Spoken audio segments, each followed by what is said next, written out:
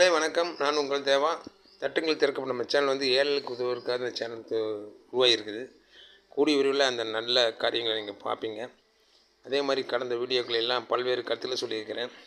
முக்கியமானது கடவுள் யார், கடவுள் எங்கே இருக்காங்கிறது தெளிவாக சொல்லியிருக்கிறேன். உங்களுக்கு கடவுளை நான் பார்க்கலன்னு யாரும் சொல்லாதீங்க. நன்றி மக்களே. சப்ஸ்கிரைப் பண்ணுங்கள். இப்போது பார்த்தீங்கன்னா அரசு ஆஸ்பத்திரி இருக்குது, அவனாசியில் இருக்குது. அவனாசியில் இருக்குது. அப்புறம் அங்கே வேலம்பாளத்தில் ஒரு ஆஸ்பத்திரி இருக்குது, புதுசாக கண்ண ஆஸ்பத்திரி. அவனாசி ஆஸ்பத்திரி கடந்த 50 வருடமாக இயங்கிட்டு இருக்குது. வேலம்பாளையம் இப்போ கடந்த 3 மாதமாக இயங்கிட்டு இருக்குது. இதில் ஒரு வருத்தமான செய்தி என்னென்னா, 2 ஆஸ்பத்திரியுமே ஆர்த்தோ டாக்டர் யாருமே இல்லை. கிட்டத்தட்ட 8 லட்சம் மக்கள் தொகை கொண்ட திருப்பூரில் வந்து ஆர்த்தோ டாக்டர் யாரும் இல்லை. ஆனால் அந்த ஐவேசிலேருந்து கணக்கு எடுத்துட்டிங்கன்னா வேலம்பாளையம் வரைக்கும் பார்த்திங்கன்னா நூற்றுக்கணக்கான ஆர்த்தோ ப்ரைவேட் ஹாஸ்பிட்டல் இருக்குது.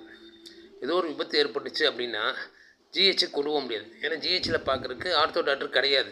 அதனால் ப்ரைவேட் ஹாஸ்பிட்டலில் தான் அட்மிட் ஆக முடியும்.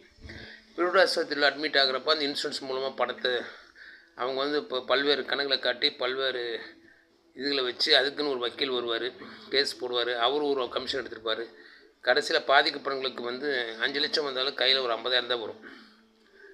அரசாங்கம் நல்ல நோக்கத்துக்காக கொடுக்குது பாதிக்கப்படுறதுக்கு. ஆனால் ஆஸ்பத்திரி 2 லட்சம் 3 லட்சம் எடுத்துப்பாங்க, இவன் ஒரு 1.5 லட்சம் எடுத்துப்பாங்க.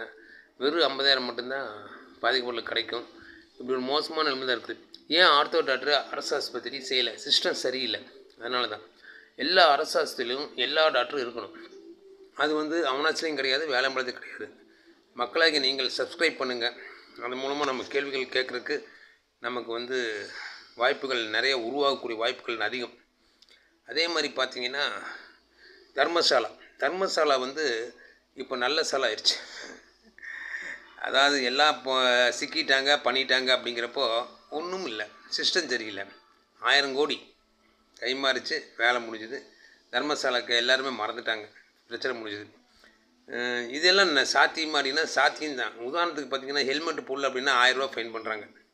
ஒரு கூலி தொழிலாளி ஒரு பொம்பளை வந்து காலையில் 9 மணிக்கு வேலைக்கு வந்து 6 மணி வரைக்கும் அந்த மண் சம்மதி இது பண்ணால் பாடுபட்டு உழைச்சாலே 500 ரூபா தான் கூலி. ஆனால் ஹெல்மெட் போடல அப்படிங்கிற ஒரே காரணத்துக்கு 1000 ரூபா கொடுக்குறாங்க. 1000 ரூபா கொடுத்தா ஹெல்மெட் போடாது சரியாயிடுது. என்ன சிஸ்டம் பார்த்துங்க. அதுக்கு அந்த 1000 ரூபா நீங்கள் பிடுங்குறதுக்கு, வேலை மக்கள்கிட்ட பிடுங்குறதுக்கு ஹெல்மெட் விலை 300 ரூபா. அந்த 300 ரூபா ஹெல்மெட் வாங்கி வச்சுங்க. காவல்துறைக்கு தான் சொல்கிறேன், ஹெல்மெட் வாங்கி வச்சுங்க. வாங்கி வச்சுட்டு இந்த மாதிரி ஹெல்மெட் போடாத வரவங்களுக்கு ஹெல்மெட்டை கையில் கொடுத்து இனிமேல் ஹெல்மெட் போட்டு வாங்க, உங்களுக்கு தான் அரசாங்கம் சம்பளம் தருது. அப்படியே மக்கள்கிட்ட பிடுங்குறீங்க. மக்கள்கிட்ட பிடுங்கி பிரம்மாண்டமாக திருப்பூரில் போலீஸ் ஸ்டேஷனு